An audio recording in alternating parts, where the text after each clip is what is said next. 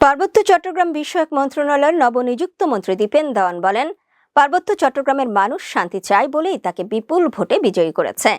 তিনি বলেন, পার্বত্য চট্টগ্রামকে শান্তি, সাম্য ও সম্প্রীতির বন্ধনে গড়ে তোলার লক্ষ্যেই বাংলাদেশ জাতীয়তাবাদী দলের চেয়ারম্যান ও প্রধানমন্ত্রী তারেক রহমান তাকে এই মন্ত্রণালয়ের দায়িত্ব দিয়েছেন। 18 ফেব্রুয়ারি সচিবালয়ে নিজ দপ্তরে প্রথম কার্যদিবসে সাংবাদিকদের বিভিন্ন প্রশ্নের জবাবে তিনি এসব কথা বলেন। মন্ত্রী দীপেন দেওয়ান বলেন, আমরা শান্তিতে বিশ্বাসী।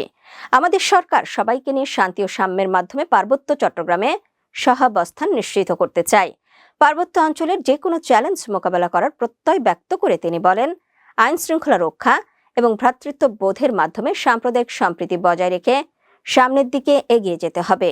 এ সময় নবনিযুক্ত প্রতিমন্ত্রী মীর মোহাম্মদ হেলাল উদ্দিন এমপি, মন্ত্রণালয়ের সচিব মোহাম্মদ মিজানুর রহমান, অতিরিক্ত সচিব মোহাম্মদ মনিরুল ইসলাম সহ ঊর্ধ্বতন কর্মকর্তাগণ উপস্থিত ছিলেন।